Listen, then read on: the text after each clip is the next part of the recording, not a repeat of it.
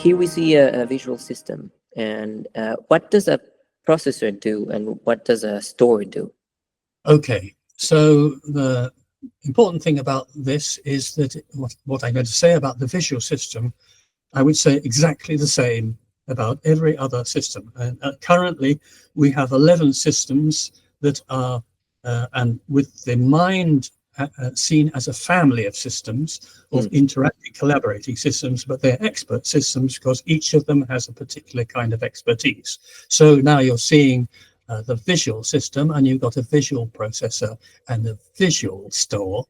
So the visual processor contains the principles of human vision and has in it the ability to create representations of the visual world, right? And that is its area of expertise. But it can create something, it can make sense of some patterns coming, striking the retina of the eyes, just as I described speech striking ears. It can make sense of those little patterns and create a representation, a visual representation, but not much use if it just disappears, after a second. This is then stored.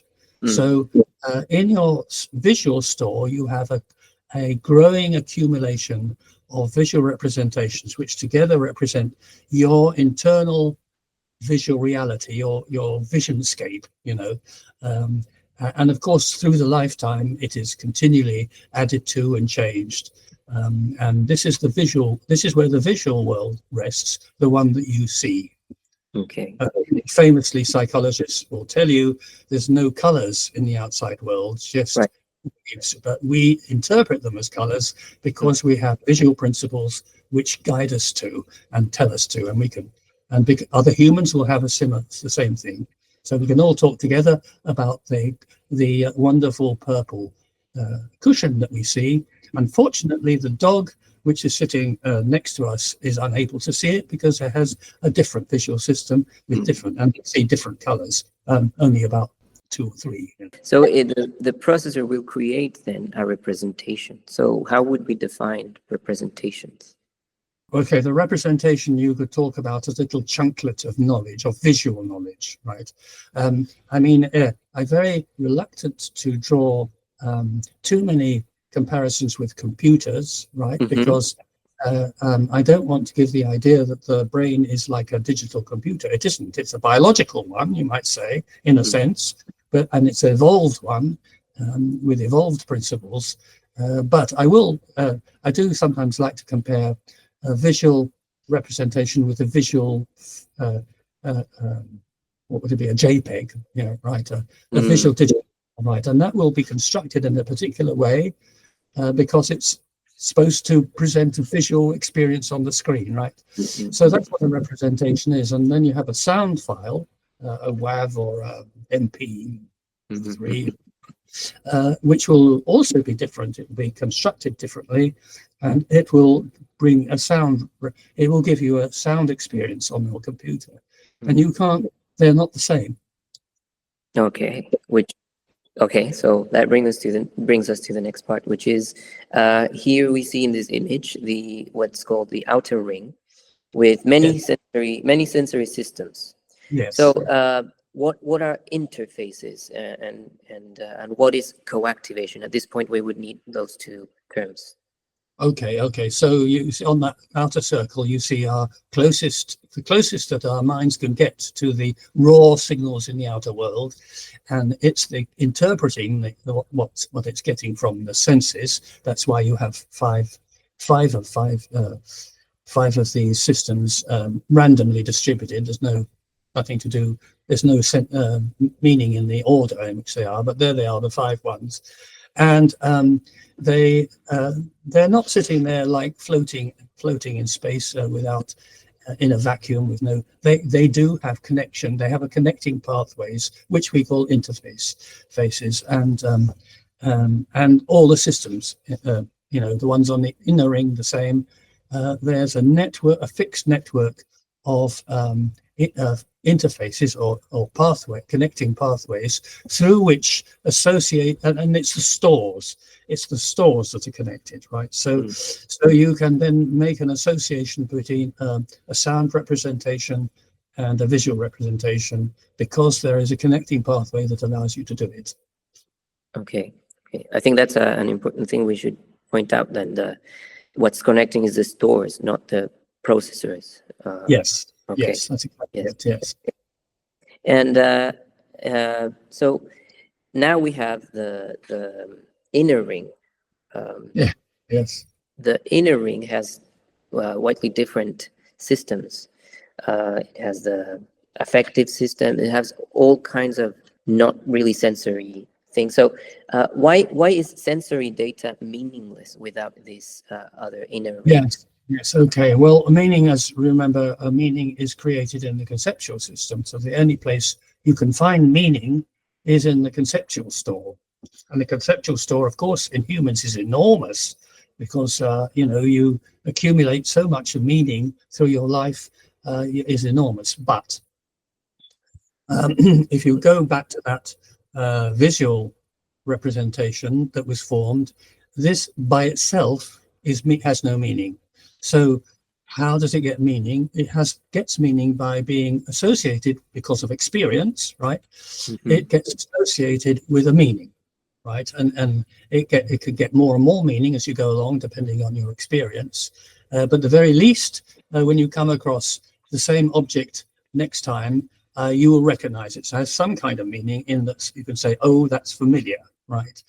But you hope, we hope that eventually the meaning will be something a little more complicated, like it's an apple or an orange, or it's something I can eat. Yeah. Right.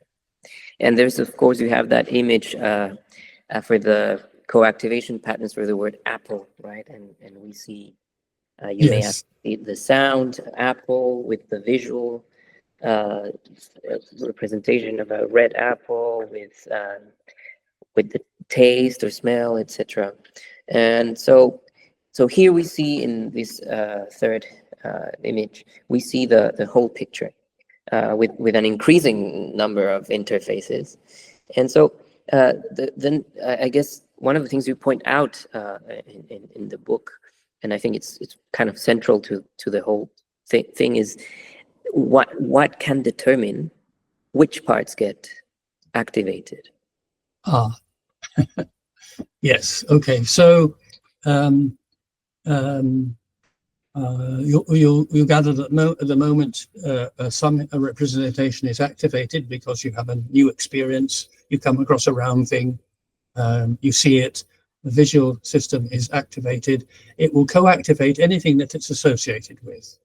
Mm-hmm. That's right. So effectively, representations aren't things that are activated singly. They always come with a bunch of associations which are formed by associations which link them up with all kinds of other representations. Mm-hmm. So you have essentially a web, or we call them schemas. A schema is basically an associative network which are activated. And what activates them initially is your experience. So it's the particular context that you happen to be in, as interpreted by your mind. Mm-hmm. And of course, at that particular point, you may be particularly hungry, and that will determine how you see that apple, rather than as a beautiful aesthetic object in a painting. So very much the current context, as it's represented in your mind, will affect the way what's more important and what's less important. Mm-hmm. So the important thing there is to understand that activation levels can be are varied. It's not just an on-off thing. Either it's not activated or activated. It's actually activated to a certain level of intensity. Right.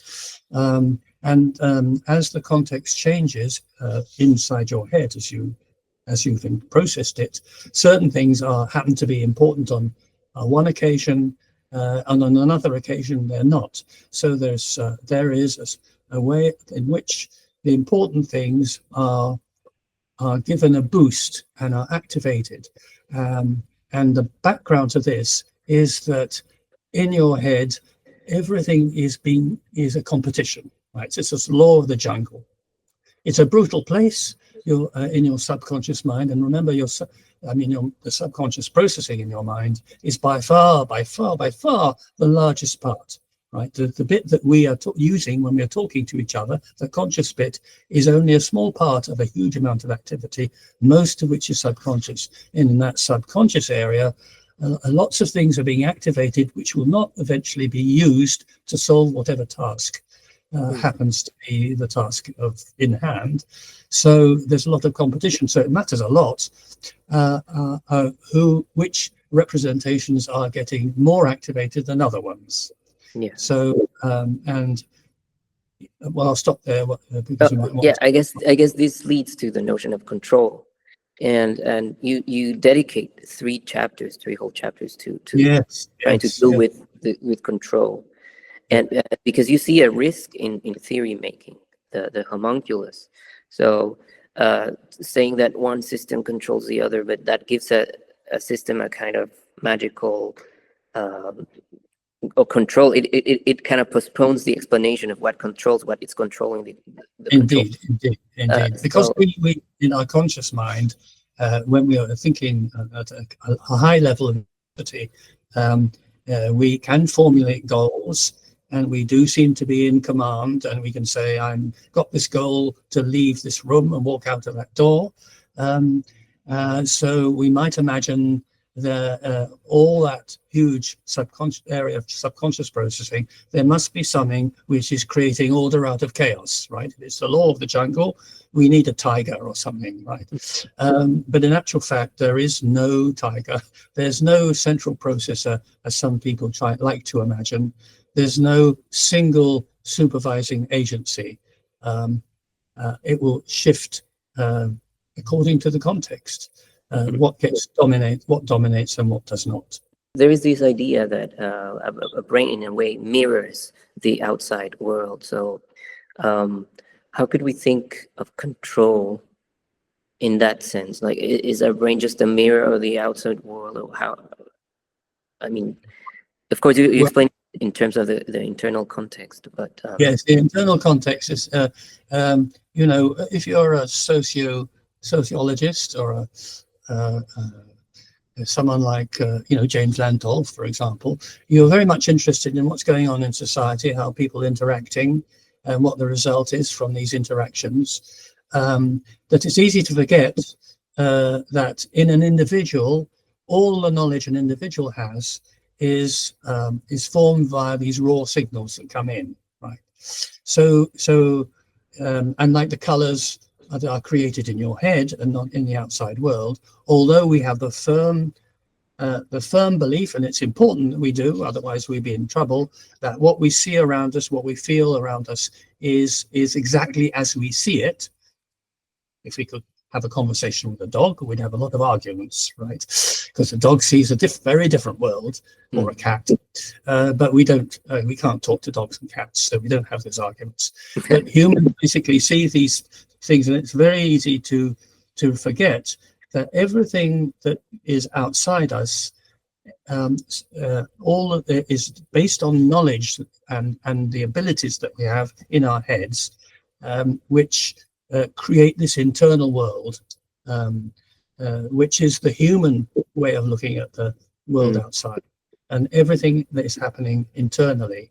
So that's what the psychologist is interested in, what's happening inside the mind. But in actual fact, it is a reflection, your internal world, of your interpretation. So we live in an interpreted world, which is the property of your mind. Another concept apart from control that's very important in the MCF framework is co-activation. So you mentioned, for example, that consciousness could be understood as high levels of co-activation, and also your conception of working memory is tied to co-activation. So why is it important to know about high and low levels of Yes, proactivity? yes. We've adopted activation theory full on, and so a lot is can only be explained in this way. And indeed, there are equivalent explanations about the brain when it comes to consciousness, which have a similar approach. Just like some people would dispute that there is a conceptual system in the brain, or semantic system as they would call it, but in actual fact there is quite a good model these days which proves that there is an individual independent meaning-making system in the brain. It doesn't look like the one that we have in our nicely kind of stylized architecture, but it exists. So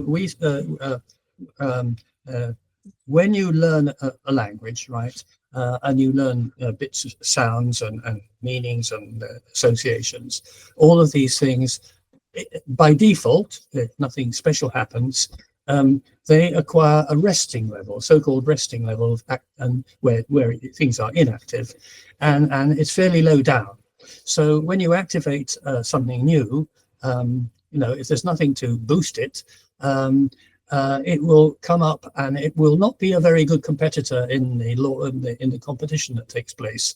So if you have two languages, for example, the stronger language will be supported by lots of representations which have been in in the various stores, and by dint of frequency of use, their resting levels have gone up, and they become more available when they get activated. They get activated more highly.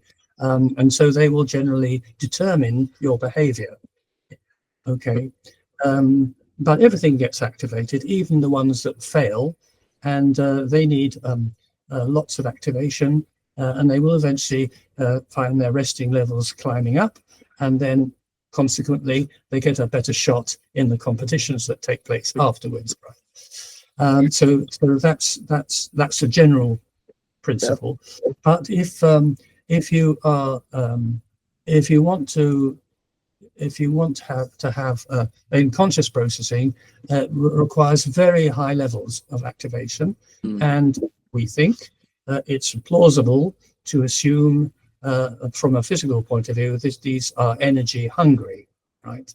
So anything which is sort of participating in your thought process, your conscious thought processes, will have been activated to quite an intense level.